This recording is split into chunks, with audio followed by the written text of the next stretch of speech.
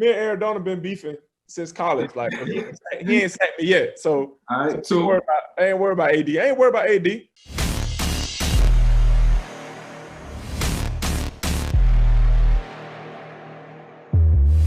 Welcome back to another edition of QB7, and today I'm honored to have my man Jameis Winston join me in conversation. Jameis, what's up? What's up, legend? What's up? You look like you're somewhere on vacation right now, and rightfully so. Yeah, man, I'm out chilling on the beach, man. Just relaxing, getting away. Well, thanks for catching up, man. I just want to get right into it. You know, it was a great season this year. I know it wasn't the finish that you guys wanted, but I was ecstatic because I had a chance to, pretty much watch you, behind Sean Payton and Drew Brees. Explain what that was like. Man, it was a blessing, Vic. Like, as you know, when you start to learn how to really control of an offense and you see someone who has basically built a reputation with this coach, built that continuity with this coach, you see how the ins and outs work inside an organization, and you learn how to prepare for your next opportunity of being that main guy and how to really command the whole building. That was going to be my next question, and this is an intriguing question to me, something I always wanted to know. I've been in meeting rooms with guys like Ben Roethlisberger and some greats. How was it being in the room with Drew Brees every single day? Man, it was electric. Like, his approach to the game. I pride myself in how I prepare, how I approach the game. But like, seeing someone who's done it for a very long time, coming to work every day, like kind of with that rookie's mentality, like willing to learn, right? His dialogue, being able to voice his opinion with the offensive coordinator, man. Like, seeing how he took man of the plays that we put in. I mean, I thought that was the biggest point to me, seeing how he had full control of this offense, seeing how he was willing to voice his opinion and willing to put in things that really perfected his craft, opposed to anything else. Absolutely. Sitting out this year, and this was probably your first time sitting out a full football season since maybe Pop Warner. What was that like? And what did you learn from that experience? I had my red shirt freshman year at Florida State. Before I started playing there, I learned a lot. And the main thing that I learned through that time is preparing for the opportunity, not just waiting, not just sitting back and looking, but really preparing for that next opportunity. And one thing I say, man, learning from Drew and Sean and really everybody in that quarterback room is, man, just elite communication will take you so far. When you first enter the league as a young quarterback, there's levels to it, and you don't really voice your opinion as much as the things that goes in, things that you like and what you don't like. But when you get around really a family like that, they have 15 years in the business together, you see the command, you see the relationship, right? And you see just like how easy it is to communicate with this person. Right. So, the continuity. Yeah, I think it just taught me so much of how to carry myself in the building, and not just around my teammates. Like, you always can bond with the boys and vibe with the guys, but really how to carry yourself in that meeting room with the guys that are calling plays, with the guys that are putting all this work in. You know what I'm saying? You put in the work just as much as them. Certainly some carryover that you can take with you in free agency. And let's talk about free agency. It's right around the corner. What are you looking for in free agency, and have you been eyeing some teams that you think might fit the mold of what you can bring to the table? Man, Vic, what I got to experience this season was elite. I got a chance to be in this division where I'm learning an entire new offense, Sean Payton's offense. I got a chance to watch Tom Brady, right, the GOAT, right, the Bucks, right, my old team, man, they going to the Super Bowl and really break down offense. Yeah. And then Atlanta, my old offensive coordinator and Dirk Cutter, right, and break down that offense. So one thing that I've been really focusing on is finding ways that these veteran quarterbacks commanded these offense, ran these offenses, put in different things schematically to really complement to their game. And just watching the defenses that we play within the division, right? How do they react versus like what is our best concept versus cover 3? What is our best concept versus fire zone? Like things like that I saw that these people did, like in offenses that I'm used to, offenses that I'm getting familiar with Drew, and offenses that I knew with BA and Dirk Cutter. So free agency has really been behind my mind, man. I've been studying, I've been planning on like what are some schemes that I like, moving forward. Like what are some things that I want to implement in my next location, right, wherever I am. But ultimately, man, when you think about free agency, bro, you know it, I know it. It's about winning, right? Hey. I want to be part of an organization that's ready to win, that's willing to win, and because that's all I'm focused on is winning. Yeah, a little birdie told me that Jameis Winston knowledge of the offense went through the roof, and his competence level of what we was trying to, get accomplished on a weekly basis was at its apex this year. So congratulations on that. Football knowledge is everything. And I know you say you're looking for the right team, and when I look at, what's to come in terms of your career, I see you being put in a position where, you'll fall in the right place. Let's talk about last May, the Black Lives Matter March. You took part in that. What did you carry away from that? Because, you've done some great things in the community, which we'll get into. Yeah, the biggest thing is just support, man. This has been, it's been tough for a lot of people. So being out there to go out there and to support something that you believe in, of course, we know Black Lives Matter, right? I grew up in a neighborhood where we had to fight with systemic racism. We had to fight with police brutality. But at the same time, I grew up in a neighborhood where we were loving. I grew up with a family neighborhood. And anytime that anything is out in public is going on, like, man, you want to get out there and support. Like, you want to get out there and just use your platform as best you possibly can, right? And first of all, you got to really respect, like we talk about Black Lives, but the people that handle COVID, man, those frontline workers, man, these people that put their life on the line, despite all that was going on, right? We still were able to go out there, represent Black Lives Matter, and keep people safe for the most part, man. But this pandemic is still real, right? Black Lives Matter, it's always going to be relevant, right? Because that's who we are. That's what we possess. Like we're both African American men, right? So we have to that's going to continue. Like it being a march, it being something, just a topic of discussion for 1 year. That's something that's going to continue over time, right? Because we have to continue to create awareness for our lives, for everyone's life, right? And there's a lot of different social injustices going on out there that we have to keep standing up for. We have to keep vocalizing. We have to keep using our platform to help benefit, those people with not as big as a voice as we have. Keep lending your time, my brother. Even last May, you gave back in the city of Tampa, and you were no longer a Buccaneer. Like, that was inspiring. Like, what pushed you to do that? Man, that city took me when I was 21 years old. You know what I'm saying? And I still live there. That's where my home is. And man, this city. So I feel like I'm at home there, man. And I invested so much into that community because that community invested a lot in me, right? Yeah. So I'm just trying to multiply, spread the seed around and uplift others, man. I did some things back home this offseason. We had a school district that literally eliminated all meals for elementary schools and middle schools. Man, we went back and we just had like I joined a food distributing company down in Birmingham, and bro, we literally took meals to all these schools, man. Yeah. Like, can you imagine like your kid like going to middle school, going to elementary, and not having no meal? Yeah, right. Not having lunch. You know what I'm saying? You got to think about the poverty areas, but ain't nobody making no ham and cheese sandwiches and taking them to, like, no one has lunchbox, right? We ain't have no lunch boxes, man. Yeah. We got our chocolate milk. We got our you know what I'm saying, our pizza from the lunchroom, right?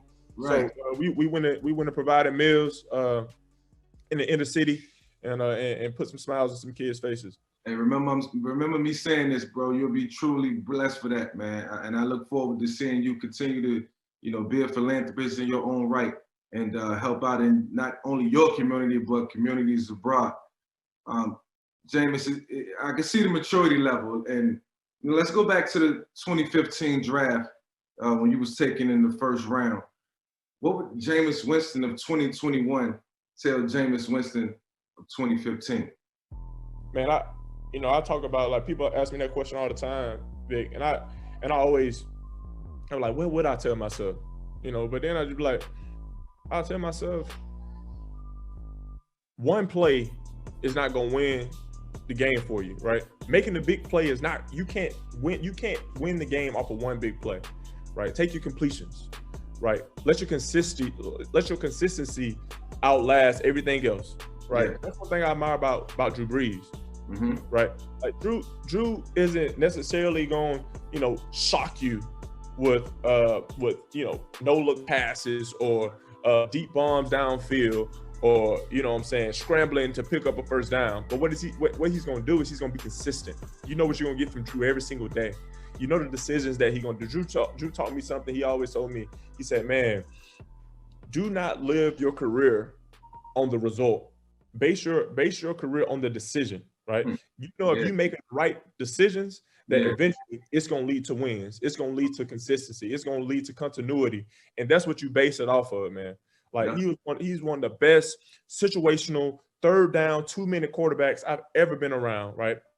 I've ever been able to lay my eyes on and learn from, seeing how he approached every single day.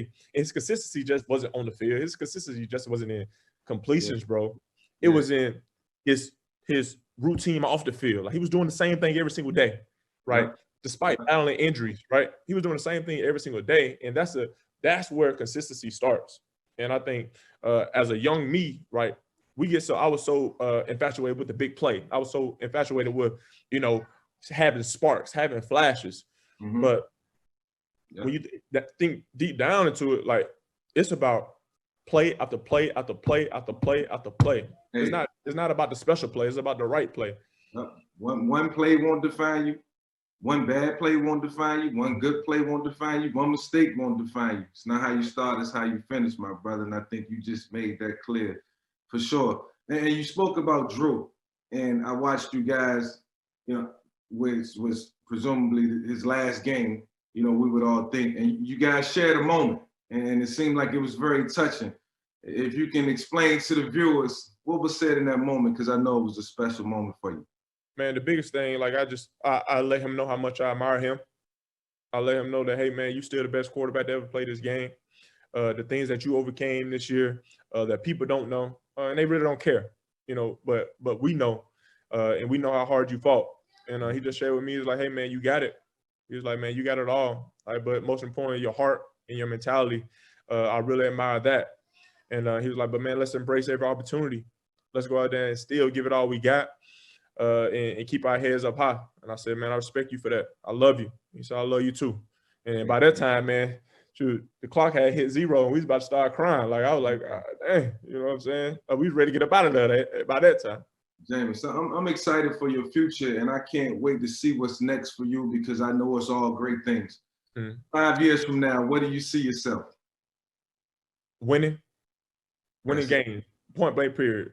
You know what I'm saying? Going out there and winning. And I actually had a question for you, Vic. Like, shoot it. Man, like, you've been obviously the greatest show, period, in the 2000s. Like, you know what I'm saying? Period. Yep. And then, like, you had, I guess, your time where, you had to take a seat. And then you came back and experienced Andy Reid, right? Yeah. You just revamped, like, out of 1 year. You know what I'm saying? 1 year being in that system. What was your transition like? How do you think that system helped you turn into an even better Vic? Yeah. Well, I'll start with the origin. I think when I was in Atlanta, as I grew as a quarterback, I started to see that there were things that was missing, and whether it was concepts or it was protections, it was just the learning format. And I'm like, I got to get away from, this wildcat-oriented West Coast system. I need something that, that's going to allow me to showcase all my talents, not just running but passing the football. And, I was in the West Coast system. It was a little difficult, but I found a way to make it work, and I respect my coaches for putting in the time and the effort. But I always watched Andy Reid from afar, and I you know, watch, you know, teams like the Colts, and I see them doing things that I know I can execute, and I'm like, I need that, you know, so I prayed for it, and you know, by the time I, you know, got to my 9th, 10th year of my career, Andy Reid was right there for me, waiting on me at the right time, and when I got into the system, I was like, look, the same way you talking, I'm gonna put everything into learning the ins and outs of this system. I'm gonna put in the extra time. I'm gonna stay late. I'm gonna understand the protections. I'm gonna understand the concepts. And that's what my coach, Andy Reid, demanded. And when I put the time and the effort into it, I seen the results. So when I hear you talk about sitting, you know, I said in 2009, it was the best thing for me because I was able to vicariously learn, you know, watch, you know, in the background in practice, and I was able to go and just watch everything happen in the game. And then you'll see this time around, Jay, the game gonna be so much easier for you because you learned so much under Sean and Drew, and now you get to take that and apply it somewhere else, and people gonna respect you for your knowledge. I told you what a little birdie told me. Mm-hmm. He told me that you was putting in that work, and your competence level was, you know, you was already a competent guy. Mm-hmm. And understand offenses, but you took it to another level, and that's all they want to see and want to hear, and you stay on that path. So this year paid dividends for you. Let's get into the last question. I appreciate you asking that question too, because I'm gonna let you go, and I know you're on vacation with the family. Congratulations on the newborn. But give me your 7 toughest defenders you faced since playing in the National Football League. I'm gonna put you on the spot, and I'm gonna give you some time. You got 5 minutes, Jay. All right, Luke Kuechly, that's number 1. Oh, that's a great spot. Luke Kuechly. Okay, 1. That's the only person that really knew our plays. Right. Aaron Donald, me and him. 6 more to go. You got 6 more to go. Me and Aaron Donald been beefing since college. Like he ain't sacked me yet. So, all right, so I ain't worried about AD. I ain't worried about AD. I know that people thought that he was gonna be up there, but I think Luke Kuechly. Okay. I don't have 7. I really don't. Hey Jay, you gotta give me 7, bro. Everybody go through this. Everybody gets stuck and gets stymied. But you gotta come with 7 corners. Look, it could be a corner, it could be a linebacker, it could be a defensive lineman, somebody who just look. He was the reason that this outcome didn't come out the way it was supposed to come out. Okay, I got Kuechly. All right, you got Aaron Donald. That's 2. I don't got AD. AD, he'll right, beast. We out. We'll be back to 6. He'll beast, but I don't got AD. All right.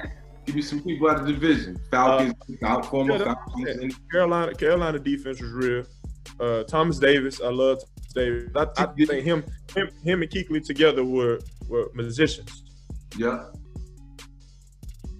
Bro, honestly, my own teammate, like he the most underrated player, but like in practice, Levante David.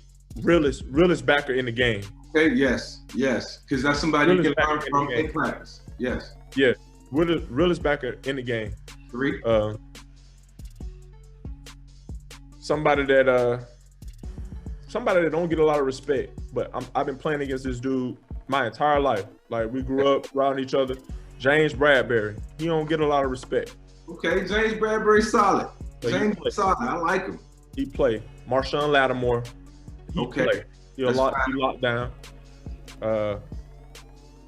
Really, the Saints' whole defensive line, like with Cam Jordan, like, bro. I give you credit for the whole D-line. Cam Jordan. Together. Cam. Because look, you played against Cam too. Yeah, you know what I'm saying? I played against Cam. Yeah, so that's respectful. Last one. I'm trying to think about somebody in the city other than James. What about name somebody from the Falcons? I know somebody from the Falcons gave you fits. Come on, Jay. Come on. Ain't nobody from the Falcons ever gave me fits. Oh, God. Like, golly. I respect it. We building over there. We building. Oh, no, man. I'm telling you, let's see. Freaking Bobby Wagner. Bobby Wagner was a beast. Okay, Wags, no doubt. And consistently still good to this day. Yeah. Hey, Jay, thank you, man. This was a great conversation. I appreciate you asking me questions, and I enjoyed this more than you know. Thanks for joining QB7. It's another edition with my man Jameis Winston with big things to come. Keep your eyes out for my man J-Bug in the near future.